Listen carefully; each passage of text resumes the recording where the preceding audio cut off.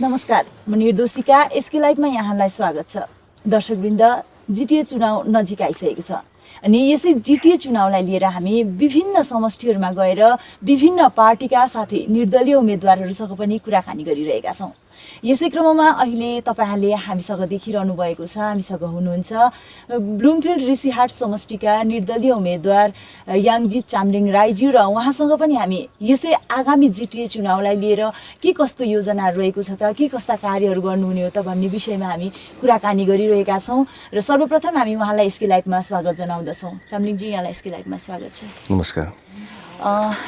चुनाव नजिकै आइसकेको छ है, तयारी कस्तो चलिरहेको छ? तयारी चलिरहेको छ। इलेक्सन कमिटीको सम्पूर्ण टोलीले आफ्नो सम्पूर्ण सेड्युलहरू रेडी गरिसकेको छ र आजैदेखि नै हाम्रो एउटा सम्पूर्ण क्षेत्रमा भ्रमणको कार्यक्रम आजदेखि नै हामी सुरु गर्ने भएको छौँ। तपाईँ चाहिँ धेरै लामो समयदेखि नै विभिन्न राजनैतिक दलहरूसँग आबद्ध हुनुहुन्थ्यो। तपाईँले आफ्नो गाउँघरलाई प्रतिनिधित्व पनि गरिरहनु भएको थियो धेरैवटा पार्टीहरूमा है। यो पालि तपाईँ निर्दलीय उम्मेदवारको रूपमै खडा हुनुको कारण चाहिँ के हो? अन्य पोलिटिकल पार्टीहरूबाट टिकट नपाएर हो कि या त अन्य केही कुराहरू रहेको छ? अलिकति बताइदिनुहोस् न। विशेष त अब म एउटा भारतीय गोर्खा प्रजातान्त्रिक मोर्चाको समष्टि एउटा सभापतिको अभिभार लिएर यो समष्टिमा बसिरहेको थिएँ अनि जहाँसम्म म लगायत मेरो सम्पूर्ण टिम मसँग जुडेका महानुभावहरूले यस क्षेत्रबाट चाहिँ पार्टीले अवश्य मलाई नै टिकट दिन्छ भनेर एउटा आस्था भरोसा राखेको थियो र अन्तिम क्षणसम्म पनि अब टिकट हामीमा अब एउटा प्राप्त भएन। अन्त नभएको कारणले गर्दाखेरि सबैको एउटा स्वेच्छामा है, सबै जनआवाजको इच्छा अनुरूपै आज म एउटा स्वतन्त्र उम्मेदवारको रूपमा खडा भएको छु। भनेपछि तपाईँ स्वतन्त्र उम्मेदवारको रूपमा त खडा हुनुहुन्छ, तर पनि भोलिको दिनमा तपाईँ जित्नु भएको खण्डमा, तपाईँ यहाँबाट जितेर जानुभएको खण्डमा भारतीय गोर्खा प्रजातान्त्रिक मोर्चासँग नै आबद्ध भएर अथवा उहाँहरूसँग नै जोडिनु हुने सम्भावना छ? त्यो चाहिँ अब के भन्नुहोस्, तपाईँको के भन्न चाहन्छु भने समयले त्यो बताउँछ है, कसरी कहाँ जोडिनु पर्ने समयले त्यो बताउँछ। हजुर, तपाईँ त धेरै अघिदेखि नै आफ्नो समष्टिलाई प्रतिनिधित्व गरिरहनु भएको मान्छे है। तपाईँले यस क्षेत्रमा अब हुन्छ नि, यो जुन चाहिँ चुनाव छ, मानिसहरूले यस्तो खालको एक्सपेक्ट गर्छन् कि जसले हामीलाई समष्टिलाई पनि विकास गरेर जाओस् होइन, उहाँको योगदान समष्टिमा पनि होस्। धेरै यो जिटिए चुनाव भनेको नै एउटा विकासको निम्ति भइरहेको चुनाव हो होइन, आफ्नो क्षेत्रको विकासको निम्ति। तपाईँले आजसम्म चाहिँ के त्यस्तो कामहरू गर्नुभएको छ जसले गर्दा तपाईँलाई लाग्छ कि आफ्नो समष्टिवासीले यसपालि पनि तपाईँलाई नै भरोसा गरेर भोट दिनुहुनेछ?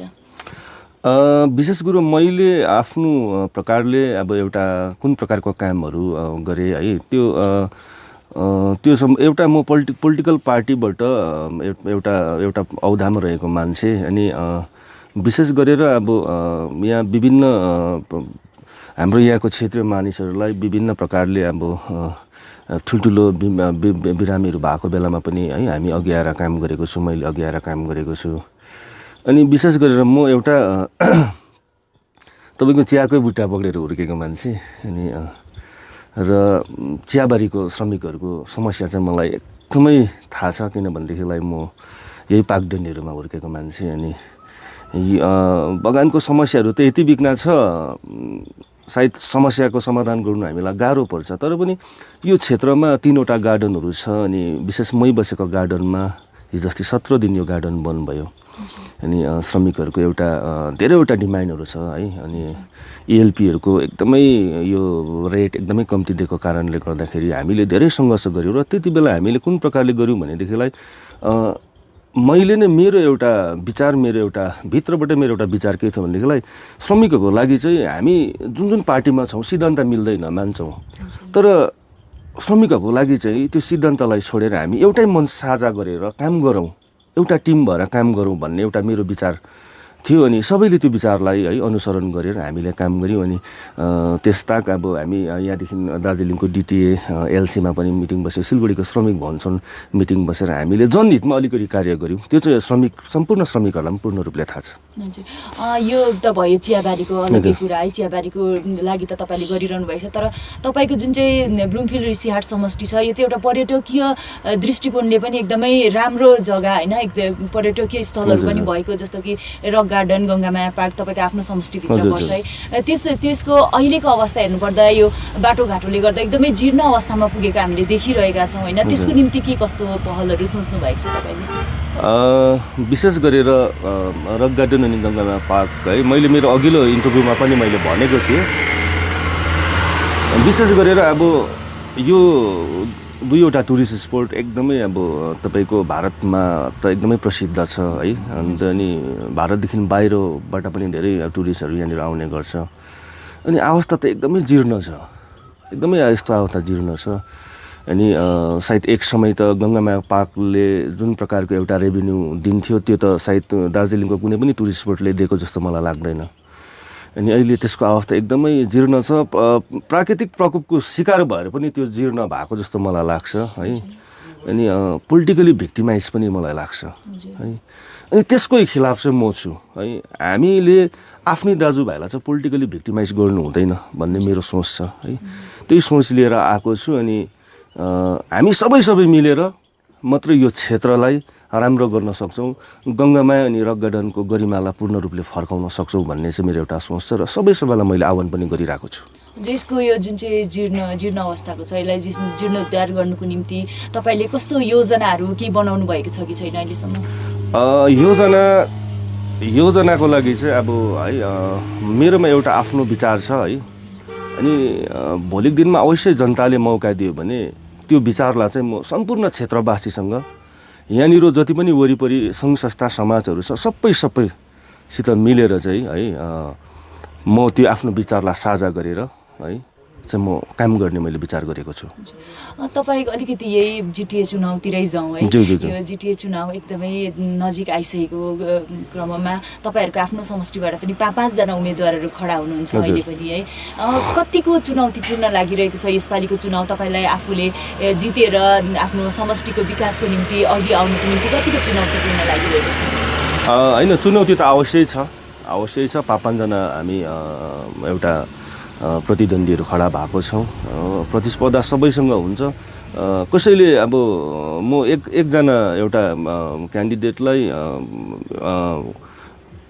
एकदमै उहाँसँग प्रतिद्वन्दी हुन्छ भन्नु पनि भन्दिनँ। सबै हो, जनताले कसलाई चुन्छ है त्यो भोलिको दिनमा हुन्छ र त्यसले गर्दाखेरि त्यस्तो चुनौती पनि लागेको छैन मलाई, त्यस्तो चुनौती पनि लागेको छैन। सबैसँग प्रतिस्पर्धा एकदमै हुन्छ र आशा छ जनताले है मैले एउटा आशा गरेको भरोसालाई चाहिँ एकदमै पुरा गर्छ भनेर मलाई जनतासँग पूर्ण आशा छ। हजुर, तपाईँको आफ्नो समष्टिभित्र चाहिँ कतिजना भोटर्सहरू हुनुहुन्छ? तपाईँको 12,000 समथिङ है। अनि 12,000 मानिसहरू विभिन्न, किनकि यो गाउँ बस्ती बगान एरियाहरूमा विभिन्न स्थानहरूमा छरिएर बस्नुभएको छ होइन, उहाँहरूसम्म तपाईँ घर दैलो अभियान गर्दै पुग्ने योजना छ कि या त तपाईँले कहीँ एउटा कार्यक्रम गरेर नै उहाँलाई कन्भिन्स गराउने अथवा भोटको निम्ति अपिल गर्ने त्यो के कस्तो योजनाहरू रहेको छ, के कस्तो सोच्नु भएको छ प्रचार प्रसारको निम्ति? योजना मेरो विशेष गरेर भन्नुपर्दाखेरि घर दैलो अभियान एकदमै बेसी मात्रामा छ मेरो। किनभनेदेखिलाई सम्पूर्ण क्षेत्रवासीलाई म एकदमै डोर टु डोर गएर नै मैले नै एउटा मेरो विचार साझा गरेको थिएँ। अनि चुनाव समितिले है त्यही कुरोलाई अनुसरण गरेर आज त्यही प्रकारले सेड्युलहरू बनाएको छ। हजुर, यसपालिको चुनावमा चाहिँ तपाईँको यदि तपाईँ जितेर जानुभएको खण्डमा अथवा अहिले पनि तपाईँको मेन मुद्दाहरू चाहिँ के रहेको छ? मेरो मुद्दा तपाईँलाई मैले अघि पनि है भने, मेरो मुद्दा विशेष गरेर आपसी भाइचारा। हेर्नुहोस् है, आपसी भाइचारा अनि सौम्य अनि सभ्य समाजको निर्माण गर्नु चाहिँ मेरो एकदमै मूल मन्त्र हो है। हामीमा के छ भने यहाँनिर म अर्कै पार्टीबाट बिलङ गर्छु, फल्ना अर्कैबाट गर्छ है। त्यो भिन्न पार्टीमा भएपछिदेखिलाई एकअर्कामा बोलाचाला हुँदैन है। अनि रुलिङ पार्टीमा, क्षेत्रीय पार्टीमा जो हुन्छ उसले त्यहाँनिर कतिवटा कुरोमा होइन छुट्याउनु पर्ने एउटा त्यो परिवेशहरू छ, यहाँनिर त्यो सिस्टमहरू छ होइन। अनि त्यसलाई चाहिँ एकदमै म परित्याग गर्न चाहन्छु अनि सबैसँग मिलेर है एकदमै काम गर्न चाहन्छु। अनि विकासको कार्यमा मैले भने तपाईँलाई गङ्गामाया रक गार्डनलाई एकदमै यसको हराएर गएको गरिमा पूर्ण रूपले फर्काउनुमा मेरो एकदमै एउटा फर्स्ट प्रिफरेन्स हुनुहुन्छ, त्यो फर्स्ट मेरो अभिप्राय हुन्छ। तर म एक्लै होइन, सबैसँग मिलेर म त्यो गर्न चाहन्छु। यहाँनिर तपाईँले देखिरहनु भएको छ बाटोघाटोको अवस्था एकदमै जीर्ण भइरहेको छ। अनि तपाईँको पार्किङको समस्याहरू छ है। हाम्रो दोकाने दाजुभाइहरू जति पनि छ त्यो दोकाने दाजुभाइहरूको समयमा एउटा ठुलो प्राकृतिक प्रकोपले गर्दा दोकानपाटहरू सबै बगाएर लगेको हो। अहिले उहाँहरूले अर्डिनेरी दोकानहरू थापेर आफ्नो जीविकाहरू चलाइरहेको छ है। अन्य त्यस्तो थुप्रै छ। त्यहीँ तल तपाईँको गङ्गामायामा गयो भने गङ्गामायामा बाटोघाटको व्यवस्था नभएर त्यहाँनिर टुरिस्टहरू पनि जाँदैन अहिले है, टुरिस्टहरू पनि जाँदैन। अनि त्यहाँ पनि धेरै आफ्नो आफ्नो मसिनो व्यवसायहरू गरेर आफ्नो परिवार सञ्चालन गर्ने होइन यहाँको क्षेत्रवासीहरू छन्। र उहाँको लागि पनि मैले सोचेर त्यो बाटोघाटोलाई राम्रोसँगले गरेर गङ्गामायाको पनि पूर्ण रूपले रेनोभेसनको कामहरू गरेर है, त्यसको मर्मतीको कामहरू गरेर त्यसको गरिमा फर्काउनु साथसाथै उहाँहरूको जुन प्रकारको पहिलाको समयमा जुन प्रकारले तिनीहरू आफ्नो मसिनो व्यवसायहरू गरेर जीविका चलाउने उहाँहरूको एउटा माध्यम थियो, त्यो माध्यमलाई फेरि फर्काउने म पक्षमा छु। अनि बाटोघाटो त यस्तो बिघ्न तपाईँको यो समष्टिमा हुन त दार्जिलिङ सहरदेखि यो हामी नजिकको समष्टि हो, तर बाटोघाटो कतिवटा ठाउँमा त तपाईँको अहिले पनि तपाईँको केम कार्डद्वारै बोक्नुपर्छ कि स्ट्रेचरले नै बिमारी बोक्नुपर्ने अवस्था। कसैले त स्ट्रेचर पनि नभएको ठाउँमा त यो मतलब काठको चौकीमा पनि बोकिरहेको मैले देखिरहेको छु, जसमा अड्डु गाउँ है, यहीँ रिस्याट खासमा अड्डु गाउँ भन्छ। आर्जिया सहरदेखि त्यो 4 किलोमिटर मुनिको है त्यो आर्जियाको बाटोको समस्या यति बिघ्न समस्या छ, त्यसलाई पनि एकदमै मैले सोचेको छु है।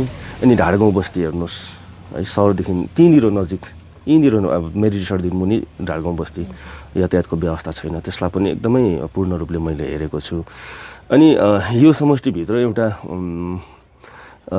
तपाईँको भारतको सबैभन्दा पहिलो एउटा विद्युत केन्द्र पनि छ है, जसलाई सित्रबुङ हाइडल प्रोजेक्टको नामले प्रसिद्ध छ। अन्त यसको संरक्षणको कामहरू भएको छैन। धेरैवटा राजनीतिक दलहरूले पहिला आएर यसलाई एउटा वर्ल्ड हेरिटेजको दर्जा दिनुपर्छ भन्ने कुराहरू भयो, तर कार्य भएन है।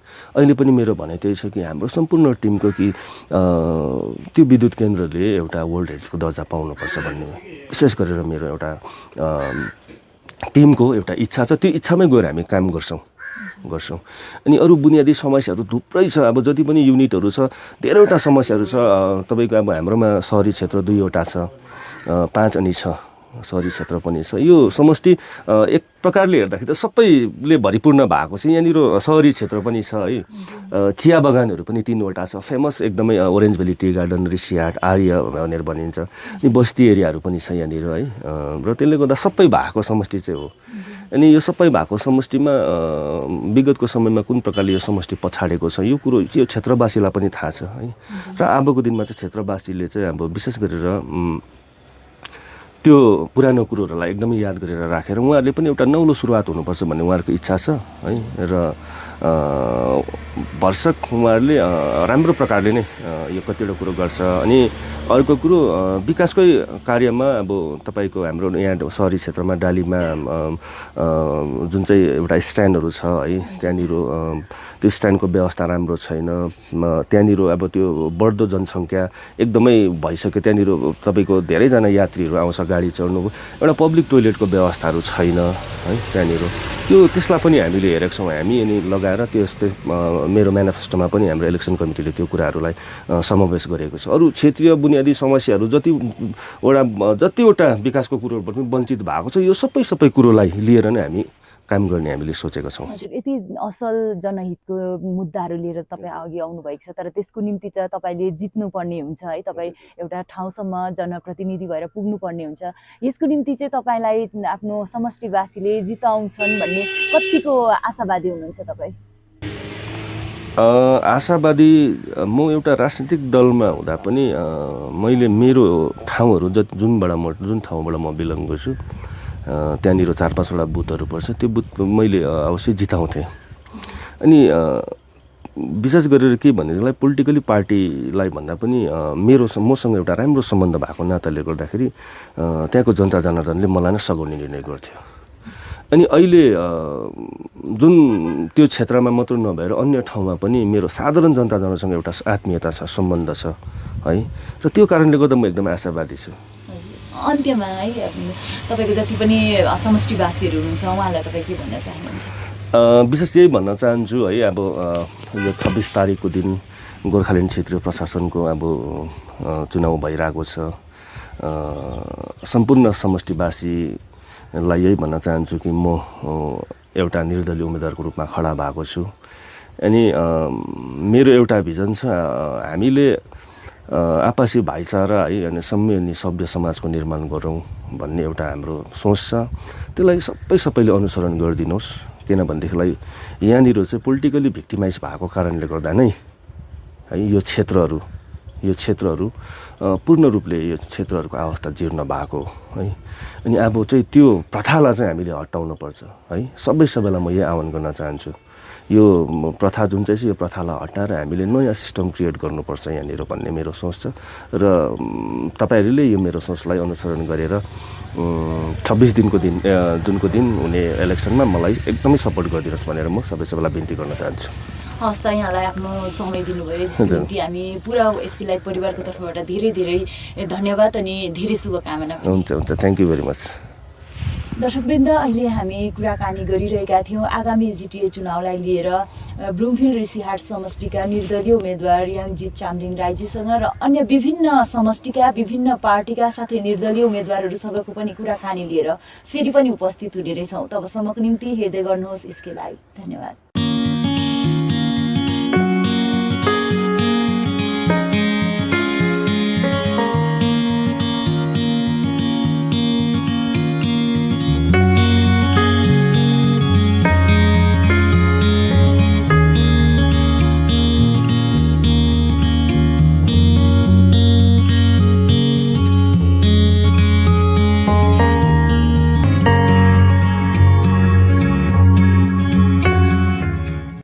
एक करोड 6 रुपियाँमा 1 करोड।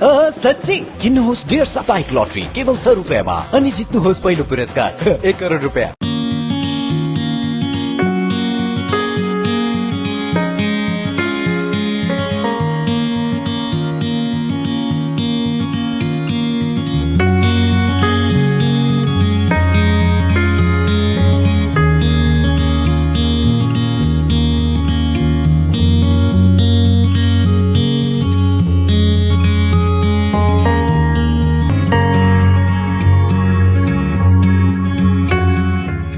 के तपाईले सिलिगुडीमा घर लिने सोचिरहनु भएको छ? याद राख्नुहोस्, घर राम्रो बनेको होस्, छिमेकी पनि राम्रो होस् अनि स्थान पनि सही होस्। चम्पासरी स्थित मनकामना 7 यी सबै कुराहरूलाई ध्यानमा राखेर बनाएको छ। यहाँ 30 देखि 45 लाख भित्रमा 2 BHK देखि 3.5 BHK सम्म फ्ल्याट पाउन सक्नुहुनेछ। ल्यान्डस्केप एम्युनिटिजका साथमा रोपटप एम्युनिटिज र स्काई वकको सुविधा पनि रहनेछ। चाँडो गर्नुहोस्, 15 अप्रिलदेखि यसको मूल्य वृद्धि हुनेछ। मनकामना 7, सम्पर्क number 9593517500, Champasari, Siliguri. Are you dreaming to wake up under the calming Turkish skies? Make it a reality and bring home the Turkish collection from Royal Oak. Just a click away. International furniture, unbeatable price. Visit a Royal Oak store today. 50 से 70% कम कीमतों पर orchid building opposite Vegha circle, 2.5 mile, Sevoke road, Siliguri. Admissions open. जो health sector में अपना लक्ष्य बनाकर आगे बढ़ना चाहते हैं तो उनके लिए है सुनहरा मौका। GNM nursing, BSc nursing, diploma in x ray, CT scan, MRI, ultrasound, ECG technology आदि सब्जेक्ट को लेकर आगे बढ़ना चाहते हैं तो जरूर संपर्क करें इस नंबर पर 9002530313। हमारा पता चंपासरी, सिलीगुड़ी। 100% प्लेसमेंट के साथ।